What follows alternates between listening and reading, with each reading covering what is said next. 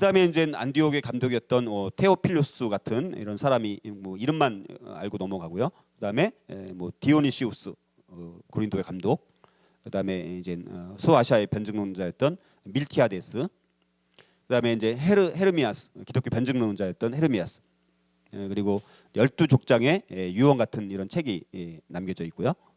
그다음에 이제 피우사리우스 같은 그리스 안내기, 그리스 이야기, 그러니까 지리학자입니다. 그러니까 여행하면서 이렇게 어떻게 보면 처음으로 이런 지리적인 이런 이제 책을 쓴 사람이라고 할 수 있을 만한, 그래서 그 당시 그리스가 그다음에 어떤 지역에 있는지를 우리에게 알려주는 그런 정보를 제공해주는 책이라고 볼 수가 있고요. 그다음에 이제 아테나고라스, 이제 기독교 철학자였고 변증가였던 아테나고라스 같은 사람이 있고요. 그다음에 이제 여기서 또 설명해야 될 것이 참 이거 긴데 이거 제가 설명을 여기 보면 사실 우리가 굉장히 여기 보면 첫 번째 유형이 카르타고인데요. 카르타고는 북아프리카의 그 유럽에 가까운 지역이 카르타고예요. 카르타고에 유명한 사람이 터툴리안이라는 사람이 있습니다. 그리고 이제 여기 알렉산드리아, 그러니까 이집트에 있는 알렉산드리아, 거기에 이제 오리겐이라는 사람이 대표적인 사람이고, 그다음에 이제 소아시아 지역에 이레니우스 이 세 사람이 있는데, 이 터툴리안, 오리겐, 이레니우스, 이거 사실 굉장히 좀 신학적으로 깊은 얘기를 해서 제가 뭐 자세히 설명드리기는 좀 쉽지 않은데, 이 세 사람이 기독교의 사상의 뿌리가 되는 사람이에요, 사실. 그러니까 굉장히 원천이 되는. 왜냐면 대부분이, 근데 문제는 뭐냐면 설명을 다시 한번 들어볼게요. 이레니우스 먼저 세 부류를 설명합니다. 먼저 유형 A, 이제 터툴리안. 이 사람은 도덕적이고, 이분 터툴리안이라는 사람 자체가 원래 법 관련된 사람이었습니다. 그러니까 이 사람은 성경을 볼 때 어떤 관점으로 보냐면 법적으로 보는 거예요. 그러니까 성경이 법전으로 보는 거예요. 이 사람은 이제 법을 했던 사람이니까 성경을 보는 관점이 법적으로, 도덕적인 법전, 성경 해석을 도덕적인 법전으로 보는 거예요. 그리고 철학적으로는 스토아적이고, 또 법과 질서의 나라, 뭐 하나님의 법을 수여하는 자이고 재판관이고. 근데 사실 그러다 보니까 유럽에 있는 많은 신학들이 터툴리안의 영향을 사실 많이 받았습니다. 그러니까 관점이 다른 거예요. 터툴리안이라는 사람이 물론 기여를 많이 한 것도 사실이지만 성경을 보는 관점을 그렇게 그 원인을 제공한 사람이고, 또 두 사람은, 두 번째는 오리겐이라는 사람이 있습니다. 오리겐. 이 사람은 알렉산드리아의 대표적인 사람인데, 이 사람은 굉장히 또 형이상학적인 사람이에요. 굉장히 철학자입니다. 또 굉장히 진리를 추구한 것도 맞고, 플라톤적인 경향이 굉장히 강하고, 또 하나님이란 분은 초월자다. 굉장히 초월적인 하나님으로 생각을 하는 거예요. 그러니까 명상을 강조하게 되어주고, 성경을 해석을 할 때 알레고리가 뭐예요? 풍요. 예를 들어서 알레고리가 뭡니까? 베드로가 고기를 잡았을 때 몇 마리 잡았어요? 뭐 153마리. 그럼 153마리가 153이라는 것이 그 안에 어떤 풍의적인 의미가 그 안에 담겨져 있다. 그러니까 자꾸 다 성경을 어떻게 보는 거예요? 알레고리로 보는 거예요. 풍요로 보는 거예요. 그러다 보니까 또 지나치게 알레고리적으로만 보게 되면 또 문제가 되거든요. 오리겐은 이제 그런 것에 영향을 많이 끼쳤고, 그러나 성경을 영적으로 보는데 기여한 측면은 분명히 있습니다. 문자 그대로 보는 것이 아니라. 그다음에 세 번째가 이레니우스예요.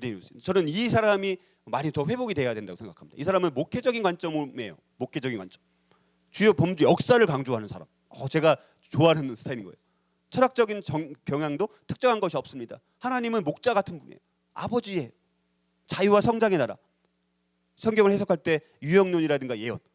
오늘날 더 많이 회복돼야 될 그 사상 중에 뿌리가 되는 사람이 이레니우스. 요 측면이 많이 회복돼야 되지 않을까, 저는 이제 개인적으로 그런 생각을 해보는데, 아무튼 이런 세 가지 유형에 따라서 계속 기독교 신학이 이 세 사람의 뿌리를 거쳐서 이제 계속 신학이 이제 발전하기 시작했다는 거, 그 아주 결정적인 사람들이 세 사람이라는 거 정도만 여러분들이 그냥 아시면 될 것 같아요. 더 깊이는 저도 솔직히 그 이상 설명 못 드립니다. 아무튼 이것도 말하는 것도 좀 어려워요, 저도. 헤게시푸스라는 또 유대 그리스도인이 있고, 그다음에 이제 우리 삼국지 연의가 이때 이제 이 시대, 그러니까 이때 쓰여진 게 아니라 이 시기를 배경으로 이제 나관중에 의한 삼국지 연의가 이때 쓰여져 가지고 우리가 유명한 삼국지 같은 것들이 다 여기를 기초로 해서 참 굉장히 많은 재미있는 이야기들이 참 많이 있죠. 그다음에 이단과 투쟁하면서 이제 우리 신앙이 이제 발전하기 시작합니다. 그러니까 이단과 싸우면서 우리 신학과 신앙이 이제 발전하기 시작합니다. 근데 이때 근데 우리가 이제 여러분들 성경의 권위와 교회의 권위에 대해서 한번 차이점이 있습니다. 로마 카톨릭과 개신교회와 큰 차이점이 뭐냐면 성경의 권위와 교회의 권위가 무게가 달라요. 로마 카톨릭은 뭡니까? 성경의 권위보다 교회의 권위가 더 중요해요. 그러니까 무게를 달면 교회의 권위가 더 무거운 거예요. 성경의 권위. 왜냐하면 교회의 권위가 성경의 권위를 결정했다라고 보기 때문에. 그러니까 교회의 권위를 더 중요시한다라면 우리 개신교는 뭐예요? 교회의 권위보다 성경의 권위를 더 무겁게 생각합니다. 좀 다른 것이죠. 우리 성경이 만들어진 과정도 하나님의 그 성령의 감동으로 기록되어 있기 때문에 성경이 더 중요하고 성경의 권위를 가지고 교회의 권위를 이제 본다라는 그 큰 차이점이 있고요. 그다음에 정경이 27권으로 만들어지는 그 기준을 한번 보게 되면 첫 번째는 우리가 어떻게 보면 성경을 신약 성경을 27권을 이렇게 정경으로 인정했느냐 기준이 있습니다. 그렇죠? 아무거나 갖고 기준을 할 수 없지 않습니까? 첫 번째 기준은 사도성이에요. 사도성. 다시 말해서 사도들이 기록한 문서들에 대한 일단 그 기준이 있어야 되는 거예요. 사도들, 12제자들 그리고 그 사도들이 인정한 문서들 그것이 이제 사도성이라는 거예요. 그러니까 이 첫 번째 기준이 굉장히 중요합니다. 두 번째는 영감성이에요. 영감성. 하나님의 영감으로 기록된 성경이냐라는 거예요. 하나님의 영감으로 기록된 책이냐라는 것입니다. 그다음에 세 번째는 보편성이에요. 보편성. 자, 교회에서 보편적으로 받아들였느냐라는 거예요. 그 27권의 여러 가지 그 성경 신약 책들이 교회 전체적으로 이 보편적으로 얼마큼 받아들여졌느냐. 네 번째는 계속성입니다. 계속성. 오랫동안 지속적으로 교회에서 사용된 책이냐. 아주 지속적으로 끊임없이 교회에서 사용된 책이냐. 다섯 번째는 주제의 통일성. 한 40여 명의 저자가 성경을 기록한 거예요. 자, 다양성이 있는데 그러나 다양성 가운데도 성경에서 말하는 통일성에 부합하느냐. 주제의 통일성. 이 다섯 가지를 기준으로 우리가 이제 정경으로 만들어지는 과정이 됐고요. 그다음에 이제 멜리토 같은 주교가 있고요. 그다음에 이제 판테노스 이제 교리문답 학교장 같은 알렉산드리아에 상당히 많이 이 그 교리문답 학교 같은 것이 이제 오리겐이 있었던 알렉산드리아가 매우 그런 것이 발달했던 도시입니다. 그리고 알렉산드리아에 또 클레멘트 같은 사람이 또 기독교의 유명한 변증가 신학자였던 클레멘트.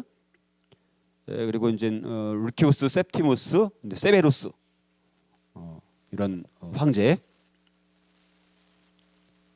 그래서 기독교로 개종하는 것을 막 금지시켰던 황제가 이제 세베루스 황제. 그래서 세베루스 개선문, 이거는 세베루스 개선문. 그 당시 황제들은 뭐 전쟁에서 뭐 승리하거나 이럴 때마다 항상 이런 개선문을 많이 만들었습니다. 그리고 디오그네투스에게 보내는 편지, 익명의 저자인데, 그다음에 이제 뭐 우리가 이제 알고 있는 랍비 문헌이라고 하는 미시나, 탈무드. 여러분 탈무드 많이 들어보셨죠?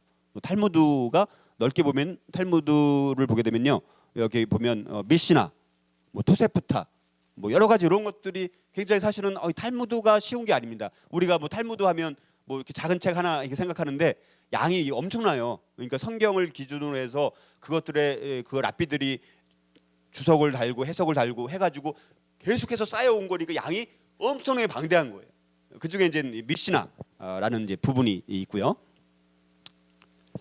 그다음에 이제 일신교설, 아까 말씀드렸던 또 이단 중에 하나가 일신교설, 삼일체가 이제 인정되지 않는 일신교, 이제 하나님 한 분이다라는 것만 강조하는 일신교가 이제 이때 이단으로 등장하고, 그다음에 페르페투아 같은 기독교 순교자가 이때 있었고요.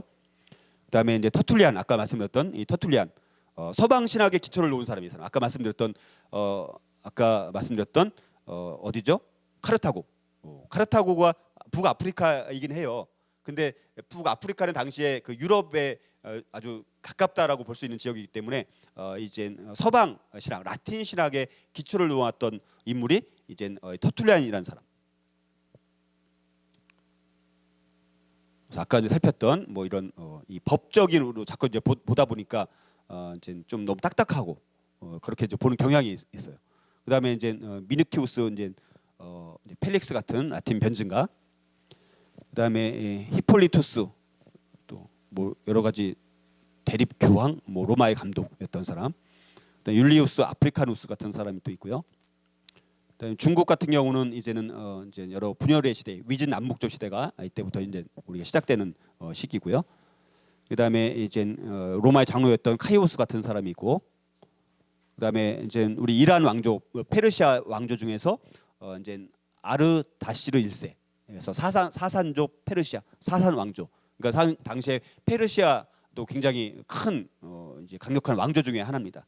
그런데 우리가 이제 사실 교회 중심으로 유럽 중심으로 역사를 많이 보다 보니까 이런 동양의 이런 것들은 많이 사실은 자세하게 안 다루게 되어지는데, 저도 좀 많이 사실은 많이 모르는데 더 연구를 앞으로 해야 될 것 같고, 그다음에 오리겐, 아까 이제 살펴봤던 알레고리의 대표적인 해석의 대표자가 오리겐. 그래서 이제 플라톤적이고 형이상학적이고 알레고리적인. 그다음에 트라키아인 막시무누스. 이때도 기독교인들이 이제 많은 성직자들이 이때 처형을 이때 당하게 됩니다. 그리고 알렉산드리아의 대 디오니시우스, 그래서 알렉산드리아의 주교였던 대 디오니시우스.